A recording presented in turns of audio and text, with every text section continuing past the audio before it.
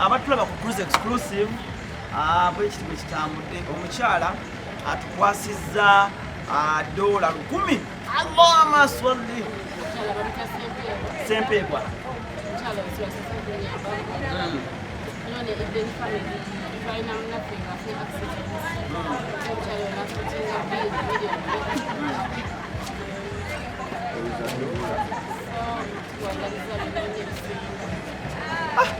Habaye ndi muziyisaayisaamu magalo naye baapa kati wano ba YouTube bategeerawo bulungi nnyo. Welcome to Cruise Exclusive and of course kiba kirungi nnyo n'obeera ng'ate osubscribinga wansi awo ne tuba ng'ate omulamwa gw'okuba nga basubscribers emitwalo 4 tugikonera ddala. Olunaku lwe lwa mukaaga tubabuuzaako mwena mwena abasizze mu nsi ez'enjawulo abali Abu Dhabi, abali Qatar, abali mu America, abali UK.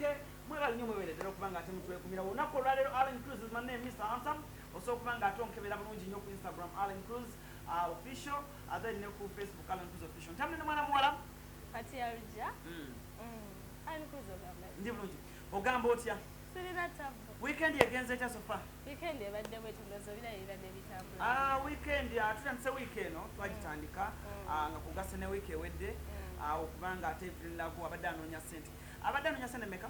Abadde yeetaaga $2.5 ku bisatu. Okay. Olunaku olwaleero ebadde kawash ebadde wali ku passport emakindye ku kafo k'omwami Papa Mr. Kisemakula. First of all, what's your remarks ezigenda eri Papa Mr. Kisemakula? Actually, more credit. I appreciate that guy. I appreciate that guy.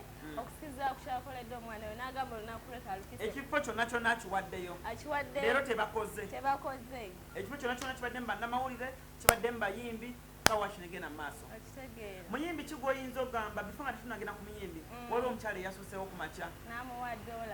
$10,000 zibadde $10,000. $10,000 amuwadde dola nga ziri $55. Okay, that's good. That's good. Kubalabalamu essaawa zino wano e Uganda tuba mu miliyoni nga 3.6.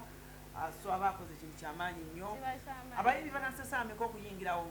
Zibadde essaawa nga 3. Biki ebyenjawulo ebikoleddwawo okulaba nga ssente ziwera? Ebyenjawulo ebikoleddwawo ekisooka kye nnyinza okugamba ku byenjawulo ebikoleddwawo tulaba abantu ab'enjawulo abatunda ebintu ebyenjawulo. Masiki zibadde zitundibwa nguze ku masiki nga ya 5,000. Masiki ebadde ya 5,000. Okay. Kitegeeza omuntu olaba ndabye n'abakuba engatto ndabyewo abasala enviiri bonna babadde so ekintu badde kirungi nnyo. Muyimbi ki gw'oyinza okugamba gworecordinga gw'oyinza okugamba nti ono atuuse amaanyi gabadde mangi nnyo abantu bamulaze love n'okutuuka ewali obulwadde? ndowooza abadde Rema n'Awakula sinziira amaanyi gabadde mangi nga ne tiimu Rema t-shirts bazambadde so amaanyi galagiddwa ku Rema n'Awakula atuuse ku kyenzukira agenza otuuka Spice abadde yakatuuka Spice Diana abadde yakatuuka naye nga mu kulaba okwange ne mu kusuubira I never expected Rema n'Awakula in reality Rema tatera nnyo kujjajjajjajja mu bintu okitegeera ne this time round Rema n'Awakula thank you so much okulaba nga ate alabiseeko nakula ampadde shock. Actually Rema n'Awakula yebadde shock yange ey'olunaku mbadde simusuubira kujja. She was the last artist gwe mbadde nsuubira okujja. Muyimbi ki omulala azze? tulabye ku Lydia Jasmine azze n'ayoza ne ku mmotoka. Rema bamuwadde okwoza emmotoka n'adduka emisinde naye nga bannaye n'Amakula yabagambye no bannange nziruka ku mikolo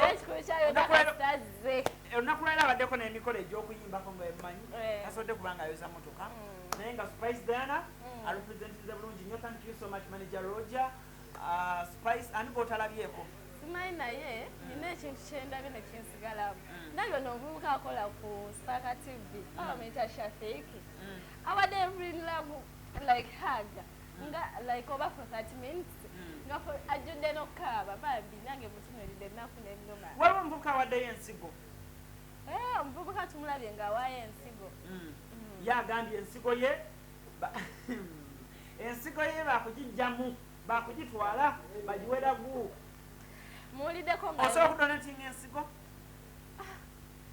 munnaye ekintu ekyo okujjawo ku maama nsobola ogiwayo ebulina kutosobola muwa nsigoyo muganda wange bannange waliwo ekintu ekitakoleka nawe ziba sente nsobola ozimuwa naye ensigo kiyinza oba ekizibumu kale basajja bange abali bano mabbali okuli Edwin okuli musajja wange Sharif yaga Sharif ogaba ensigo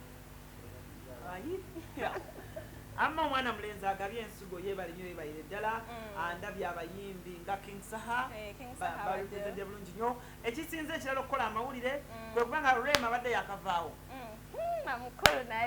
omukulu n'ayingirawo Eddie Kenzo Tata Amal n'ayingira mu maanyi wakati kinsanyusizza ndabye ku Eddie Kenzo badde ndde omulabako naye anyirira talabika bubi era utuuse wali eri n'agenda wali eri butereevu mama wange Rebecca Jingo nkutumiddeko nnyo naye abadde okyali awo nyina omuntu gwe neewuunyiza gwe ndabye olwaleero abadde Lubowa Ahmed naye abadde shoko kubanga Lubowa weeberedde shoko Lubowa baali jjukira yali Zubairi family ne beekutulamu kati Evelyn Lagwa abadde azannyira nnyo mu Zubairi family kale gy'azannyira na romantic mbadde ndabye abaana ba team Florence Nampijja for the team of friends Nampijja seewunyiza because last year twagenda okulaba Evelyn Lagu ng'ali ekirudde mu ddwaliro twagenda ne Florence Nampijja ne Diana naye omukulu Lubowa n'omwami oli ani ate tebakomye okwo ne Zubairi anti Faruku abaddewo Ahmed abaddewo wabaddewo Emusa abaddaani onomukono erinnya erijja nerimbulako naye nga abaana ba Zubairi family n'okulaba Romantic Production kimpadde amaanyi mangi nanti nyinako enjagala okukunyumiza baali bakyagenda mu maaso nga Lubowa alina interview gyafunaawo nyinza wa mukulu Zubairi naye ng'ayingirawo mu interview olimba nga bali bati ku kiddo kati simayo bensonga zagira ne ate nga baatugamba kabwanango kati muna era ng'ebisobedde babadde babiri nga ne Zubairi yayingira mu interview nebinyuma tekisinza okuneewuunyisa olunaku olwaleero tomanya Lagu waliwo eyambuza naŋŋamba lwaki kawashi bagikoze bagamba nnyo nti kawashi bagikola ngaomutwale ku kitanda but Lagu yafunye amaanyi agabeerawo agayimirirawo abayimbi ab'enjawulo twongera okuba nga ate atubebaza ani omulala Mama Fina naye abaddewo agidde emmanyi wakati amaanyi akyala n'agatulagira omukulu SB4 abaddewo naye abaddewo ne Mama Fina bamuwadde ekyemmeka n'omugole nno abaddewo omusajja bamuwadde ekyemmeka tuba tuyawoga n'omugole tumulengerako kabako emmotoka tusindise ensindike emmotoka yakabako tusindise ensindike eganidde mu luggya ne Mary Bata abaddewo munnaye tunulawe nti nga Mary Bata waali Mama Uganda naye mulengedde bannange Alani Mama Uganda akolaki oba walidde tuse omugaati si mugaati newe mbadde etudde mbadde enjawuga ne Mama Uganda buse Shani Matovu angambye abadde ajja naye sitegedde bulungi nnyo naye nga abapresenters ab'enjawulo babaddewo bannamawulire ab'enjawulo babloggers ab'enjawulo so but anyway sisaagala tuliseewo nnyo bantu njagala tubatwale straight away abalabo ekintu kino nga bwe kitambudde kyonna kyonna olunaku lulamba n'okutuuka tutugiddeyo ekiseera nga tuvaawo tetusobodde kumalayo omukolo guno gwonna naye nga kiyinza okugamba ssente zisondeddwa era asuubira obukadde obusukka mu 10 bulabika buweza olunaku olwaleero simanyi ssente kizungu zisondeddwa naye nga nja kubamba updates ezisingawo ku ebyo Allen Cruz gemanya mugende maaso n'okuba nga ate mulaba omukolo guno gutambula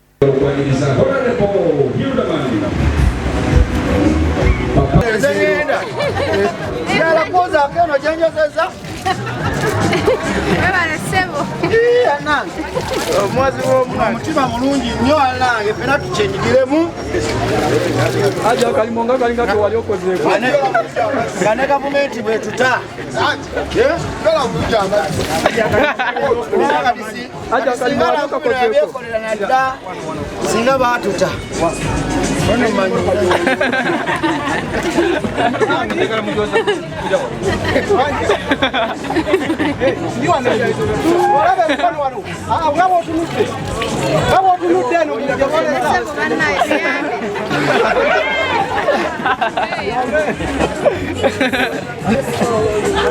Aja kalimongo kalina experience ka. Aji waliona koze kaka kalimo kano. Kalimo sikakola ako tubala to koza denga tusasu. Oh yao.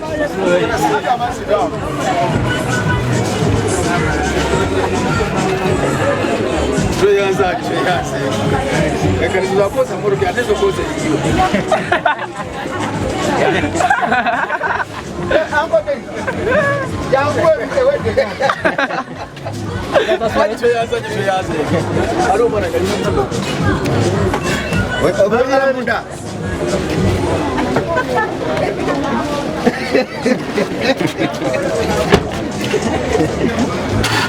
Bana imwe bale mwena abasukira mulanga kuno. Mawulide nti tulina minafu okudukira etaga okuyambibwako n'okubeera nga afuna treatment. Kino si kyekigenda okukoma kyokka naye tugenda kuyitako ne mu kino kubanga katesimala ate ng'omulamu omukulu yatusaba gavumenti tulema kubanga singa tubadde tulina ssente twaliweza mmotoka zino twandibadde tukwata ssente zetugye bali tuwayo sho tubeera nga tukola kitugabanya tufuna kingi kimuwa nasobola okubeera ng'agenda kufuna treatment. Kino tekimala gavumenti obanga gavumenti webanga etuyambyeko nayo tujja kusobola okubeera nga watuuza obulamu bwa muganda waffe n'okubeera mu mbeera ennungi ng'akyali mulamu bulungi.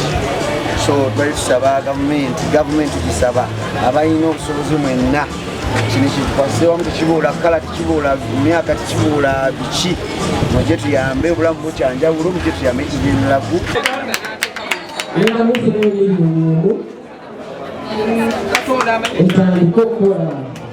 Mama, sawa kuchumba. Nema hivi. Kwanza kwasa. Hata wewe ndiye tala wewe. Tulipokuduka za mtu.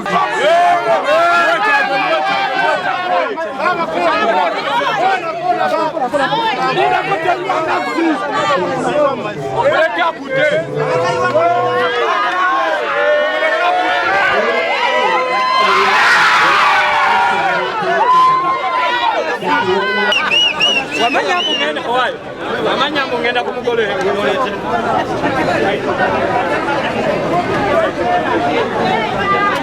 Batange mwe bale nnyo mwe dala okolo kutuweze ekitiibwa.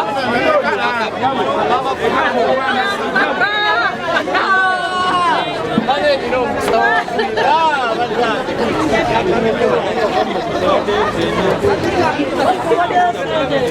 Egera kuwayo. Mama fulo goza kugoloka yange kwenda mani.